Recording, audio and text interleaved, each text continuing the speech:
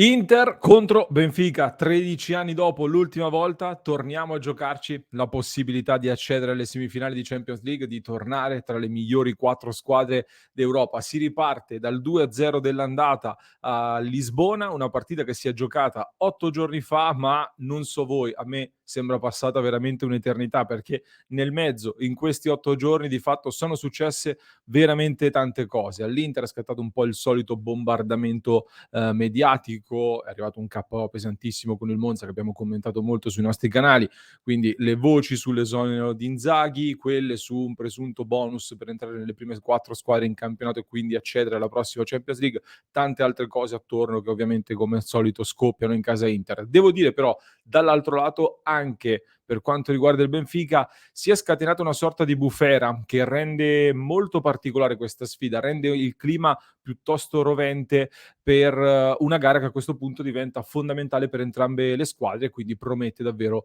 battaglia. Ne parliamo all'interno di questo nostro episodio di oggi. Ben ritrovati amiche ed amici passioni interisti. Vi chiedo subito di lasciarci un bel mi piace se non l'avete ancora fatto, iscrivetevi subito al nostro canale così non vi perdete neanche uno dei nostri contenuti che realizzeremo per l'avvicinamento alla sfida a Inter Benfica. Saremo in diretta alle 19:30, poi con le nostre preview e tutto il resto. Dicevamo il ritorno dei quarti di finale di Champions League che si gioca in un clima davvero di fuoco. Sono in arrivo, tra le altre cose, anche circa 5.000 tifosi portoghesi, c'è particolare attenzione anche su questo fronte, tutto esaurito ovviamente al Meazza dove sono attesi oltre 225.000 spettatori nel giro di 11 giorni tra Benfica, Juventus e Lazio. Ci sarà anche il nostro Antonio Siracusano inviato allo stadio, quindi se sarete lì anche voi, appuntamento al Gate 8 per incontrarsi prima della partita per condividere l'attesa di questo big match.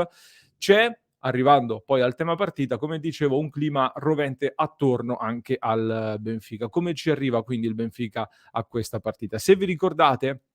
prima dell'andata sui nostri canali avevo pubblicato una lunga analisi molto approfondita, soprattutto dal punto di vista tattico, sulla sfida in cui mettevo in guardia e dicevo attenzione perché il Benfica ha vinto tantissimo, però ho visto Benfica-Porto, l'ultima partita prima di quella gara d'andata e il Benfica era uscito sconfitto per 2-1, un risultato comunque non tremendo, ecco, diciamo, nonostante la grande rivalità tra le due squadre. Però dicevo, ho visto la partita e in realtà il Porto ha giocato molto bene e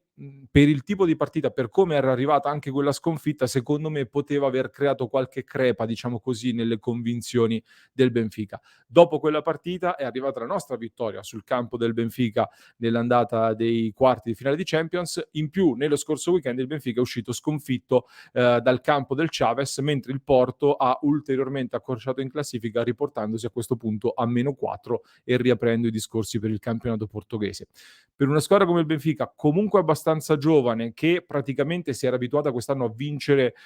tutte le partite o quasi, qualcosa, ecco, a livello di certezze e di serenità sicuramente sta un pochettino cominciando a scricchiolare. A ulteriore dimostrazione di questo, leggevo tra le altre cose che in Portogallo la società ha presentato anche un esposto al consiglio disciplinare perché ci sarebbero stati, a detta del Benfica, dei comportamenti che hanno condizionato gli arbitraggi dell'ultimo weekend di campionato, il tutto mentre anche diversi tifosi del Benfica hanno contestato la squadra lo scorso weekend e anche alla partenza per Milano diversi calciatori sono stati presi di mira. Ho visto delle immagini soprattutto con il difensore Verissimo, ma anche e soprattutto Grimaldo, l'esterno mancino, che è anche al centro di voci di mercato, in scadenza di contratto, quindi il clima è, anche lì è abbastanza caldo. Quindi come loro, come accade un po' a casa nostra anche, potremmo dire, dopo la sconfitta contro il Monza, 11ª sconfitta in campionato e ce lo ricordiamo bene, il Benfica ha il vantaggio di essere primo in Portogallo, quindi magari anche noi, ecco, ad essere primi in classifica in campionato, però ecco, vengono a giocarsela a San Siro un po' anche con la necessità assoluta di tentare un'impresa di cui hanno veramente bisogno anche per tamponare un po' le cose in questo momento che rischia di incidere fortemente anche su tutto il resto della stagione. Mentre come incide questo momento sul tipo di partita che possiamo aspettarci e sul tipo di partita che quindi andremo a vedere? Innanzitutto attenzione alle probabili formazioni. Vi condivido dal nostro sito passioninter.com le ultime informazioni. Mi sono confrontato anche con un collega giornalista portoghese che a proposito della formazione del Benfica mi segnalava: non dovrebbero esserci grandissime novità rispetto alla gara d'andata, se non che al centro della difesa torna Otamendi, quindi recuperano un leader della loro squadra, si aggiunge molta esperienza alla difesa ed è un fattore da non che va assolutamente sottolineato. Tra centrocampo e attacco invece, attenzione perché i tifosi stanno spingendo molto per l'inserimento dal primo minuto di David Neres, brasiliano, praticamente un attaccante molto forte tecnicamente, creativo, giocatore difficile da arginare. Il tecnico Smith, da quello che mi dicevano in queste ore, sembra che stia concretamente valutando la possibilità di inserirlo già dal primo minuto e dovesse giocare lui, potrebbe a quel punto rimaner fuori Chiquinho, che era stato schierato nei due davanti alla difesa nella gara d'andata, con uno tra João Mario e Ausnes che potrebbe quindi scalare a centrocampo. Che cosa significherebbe questo? Che il 4-2-3-1 di base del Benfica a quel punto diventa un 4-2-3-1 ancora più puro, ma soprattutto ancora più offensivo e che inevitabilmente ci invita ad immaginare un'interpretazione di gara differente rispetto a quella che abbiamo visto all'andata e adesso su questo tema ci arriviamo. Nell'Inter invece ci sono ancora diversi dubbi da sciogliere nel momento in cui sto registrando questo contenuto. Difesa confermata, De Vrij si è allenato ancora una volta a parte, quindi dovrebbe andare al massimo in panchina. Skriniar invece in forte dubbio, o almeno, anzi, Skriniar non arruolabile anche per questa partita. Vedremo quando tornerà a disposizione e se lo farà. Çalhanoğlu non è ancora completamente al 100%, quindi al momento la speranza è di averlo e di poterlo anche schierare, però potrebbe alla fine spuntarla Brozovic dal primo minuto. In attacco Lautaro Martinez, confermato. Dzeko è insidiato da Lukaku e qui so che si aprirà ancora una volta un grosso confronto. In condizioni normali, secondo me, lo dissi anche prima dell'andata, lo ribadisco oggi, scegliere Dzeko, visto anche il feeling con Lautaro Martinez che non sta funzionando moltissimo, però non è che quello tra Lukaku e Lautaro sia stato notevolmente migliore nelle poche apparizioni che gli abbiamo visto fare a entrambi insieme. Da un punto di vista tattico, comunque, per affrontare questo Benfica, secondo me scegliere Dzeko è una scelta sensata e ne avevo parlato con ulteriori dettagli nell'analisi prima dell'andata, ve la lascio poi linkata anche nei riferimenti in descrizione e vi invito a recuperarlo ovviamente. Però ecco, escludere Lukaku sinceramente in questo momento mi sembra abbastanza difficile, perché è vero che sotto porta sta sbagliando tanto e non sta segnando su azione gol pesanti che ci servirebbero, però mi sembra sia abbastanza evidente anche nelle ultime apparizioni che comunque nel bene e nel male Lukaku è il giocatore che più di tutti sta creando pericoli in attacco e quindi diciamo che non mi sorprenderebbe poi all'ultimo vedere un Lukaku dal primo minuto, anche se credo che Inzaghi andrà ancora una volta su una scelta un po' più conservativa, ancora un po' di più sull'usato sicuro e quindi di nuovo su Dzeko che con Lautaro Martinez l'abbiamo visto è diventato per Inzaghi la coppia titolare a tutti gli effetti. Dal punto di vista tattico, accennavo prima, che cosa ci aspettiamo? Soprattutto se il Benfica dovesse schierare Neres come dicevo, aspettiamoci un pressing più forte, che è una delle loro principali caratteristiche, già dal primo tempo inevitabilmente. Partono sotto 2-0, devono aprirla prima possibile e poi lasciare ogni scenario aperto e possibile. L'Inter avrà bisogno quindi ancora di più di uscire con qualità per andare prima possibile in verticale e innescare le punte alle spalle dei difensori, cercare i cambi campo, perché il Benfica inevitabilmente, facendo questo pressing molto forte, cercando di spostarci sempre più sulle corsie e poi aggredirci in tanti, lascerà spazio per i cambi campo che dovremo fare con qualità e molto bene, e poi dovremo cercare di andarli a colpire alle spalle dei difensori con i movimenti degli attaccanti e gli inserimenti dei centrocampisti e degli esterni. Soprattutto attenzione, lo dicevo all'andata, ai tagli di Bastoni e di Barella che possono essere decisivi. Se avete seguito la nostra analisi dell'andata, avevo analizzato già lì come quelle fossero delle situazioni che il Benfica soffre molto ed infatti uno dei gol è arrivato in questo modo qua. Non penso che l'Inter, ma nemmeno il Benfica, credo che cambieranno troppo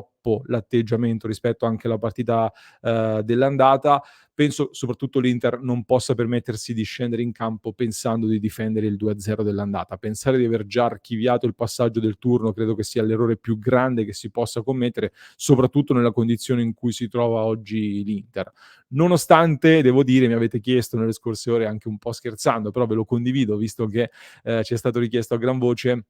Nonostante l'algoritmo che spesso utilizziamo noi per fare anche delle previsioni vede l'Inter fortemente favorita in questo passaggio del turno, in 91 occasioni ogni 100 simulazioni fatte dall'algoritmo che utilizziamo spesso anche noi, l'Inter, visto il 2-0 dell'andata, è riuscita a superare questo turno e quindi parte nettamente favorita in questo confronto, così come partono favorite Real Madrid e Manchester City dall'altra parte del tabellone. Da questa parte del tabellone invece si gioca tra poche ore Napoli-Milan, con il Milan che parte in vantaggio. Sfida che ci interessa in modo particolare perché in caso di passaggio del turno, come sappiamo,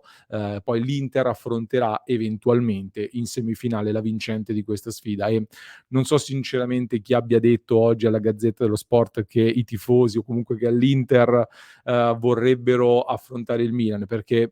almeno per me non è assolutamente così in ottica di un'eventuale semifinale di Champions. Comunque la semifinale porterebbe nelle casse dell'Inter altri 12,5 milioni di euro di premi solo per la qualificazione, ai quali si andrebbero ad aggiungere gli altri circa 70 che l'Inter ha già maturato in questo percorso, più l'incasso di un'ulteriore partita a San Siro che vuol dire almeno altri 7 o 8 milioni di euro che dal punto di vista economico quindi darebbero un'altra boccata d'ossigeno non indifferente ai conti dell'Inter.